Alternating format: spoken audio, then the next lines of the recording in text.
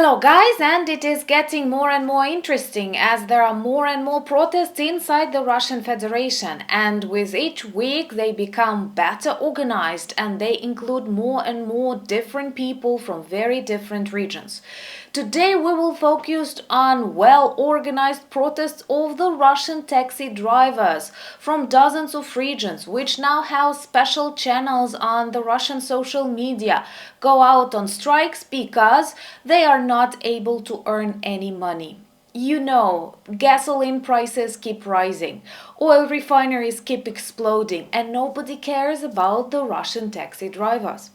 Putin keeps pretending nothing is happening when gasoline prices in Russia are way higher in many countries that have never been involved in the production of fuel or oil or something like that. And we keep targeting these extremely sensitive for the Russian economy and Russian stability sites.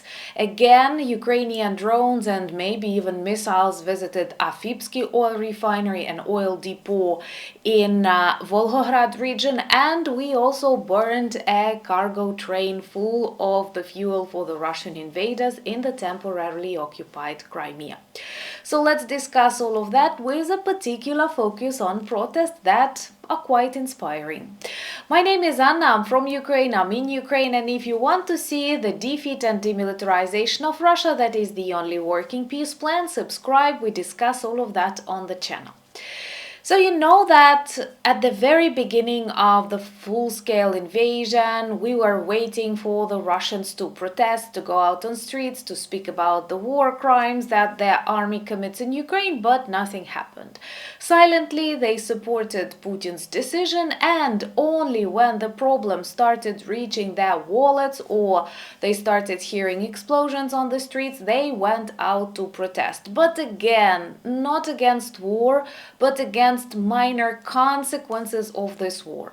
I still do not understand whether they are unable to connect A and B and see this reasons and results, or they pretend not to.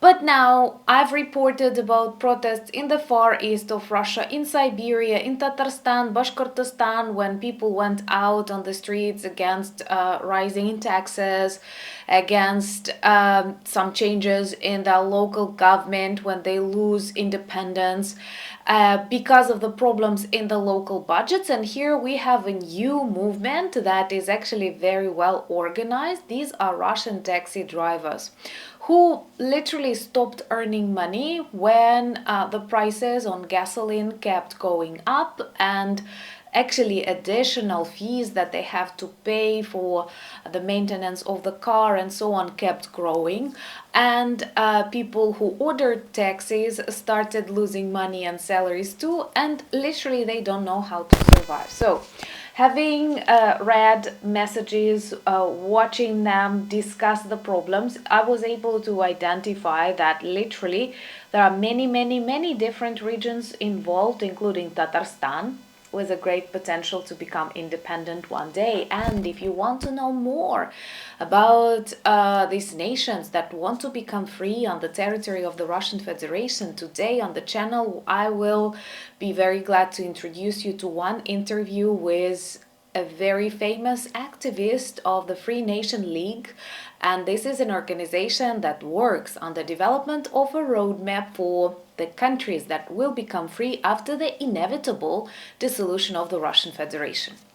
But coming back to these taxi drivers, they are organizing nationwide strikes, not just regional as it was before, and they have Telegram channels where they connect, and their main problem is constantly rising prices on gasoline and extremely expensive and difficult maintenance of the cars and services.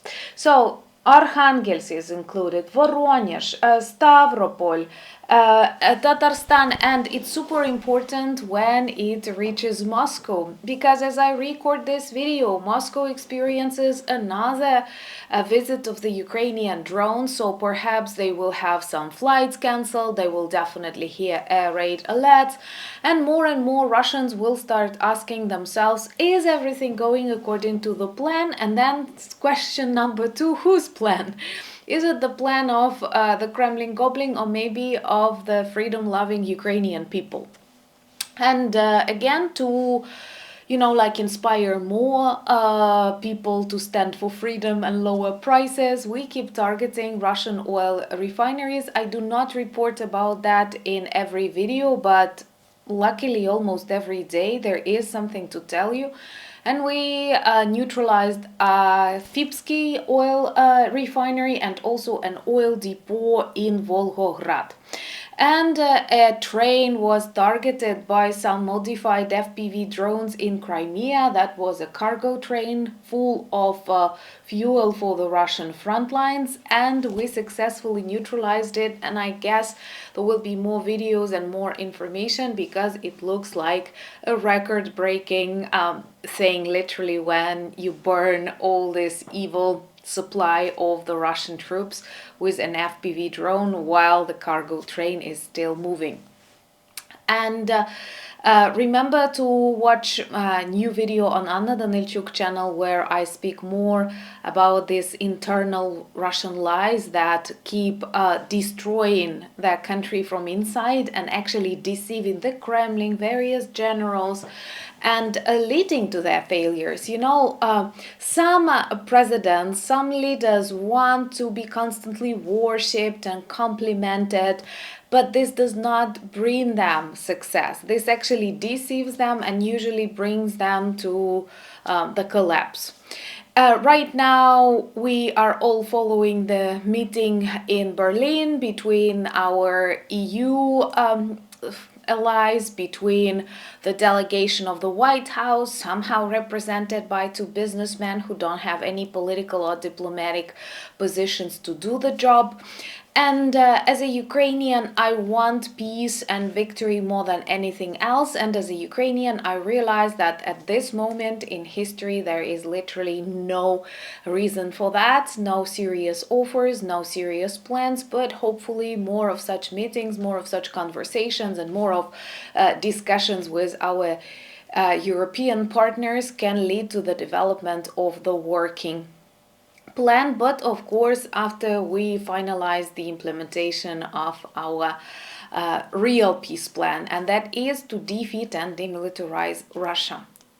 Remember to follow me on X, Instagram, Blue Sky, Threads, Discord, all the links in the description of this video, same as the link to our merch shop, with lots of really good things that can turn you into the ambassadors of Ukraine and help us remind the world about our fight and the need to defeat the evil.